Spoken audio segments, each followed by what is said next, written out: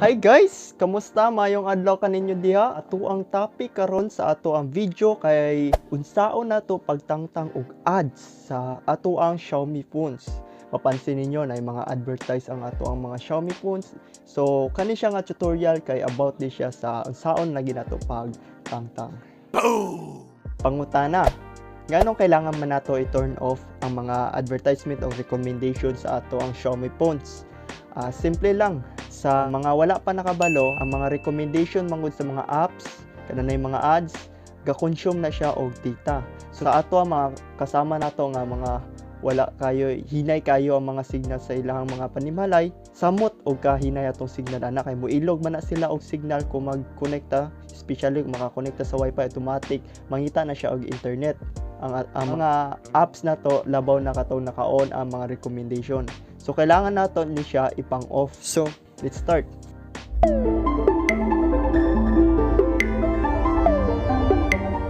Una nato buhaton guys kay moadto ta sa setting. Sunod nato adto sa setting, adto tag privacy. Paghuman adto ta sa ads. Makita na ninyo, pislito na ninyo i-turn off lang na ninyo ang ads. Naka-turn off na siya dahan sa kuha. Sunod natatuan setting gyapon. Paghuman adto ta sa password and security. Click na nato na. Natay makita diha nga privacy, protection o privacy. Pag pislit nato sa privacy na ay ad service. Dito na niyo ad service, personal and recommendation i-off nato na siya. Next, na po nato buhaton pag disable na nato na siya adto na punta sa Teams nga app. Dito sa Teams nga app, dito sa my page, tapos sa setting, tapos makita ninyo na ay recommendation, i-off na ninyo siya guys. Sunod sa security, adto mo sa setting, tapos pag adto niyo sa setting, namoy makita dire nga recommendation, receive recommendation, i-off gyap na to ni siya guys.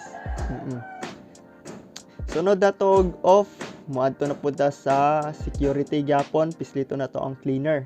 Pag pisit na to sa cleaner, na ay setting, pag click na to di sa setting, off gyapon ang recommendation, receive recommendation, i-disable na to.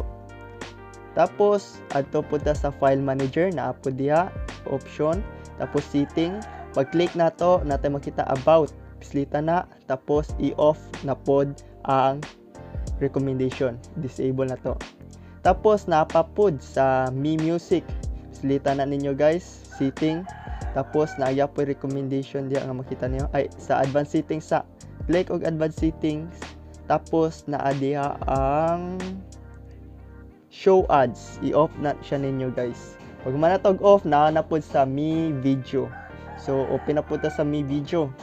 Pag open na to sa Mi Video, pislita na tulo ka dots, makita niyo sa screen, settings, tapos personalized recommendation, i-off na siya guys.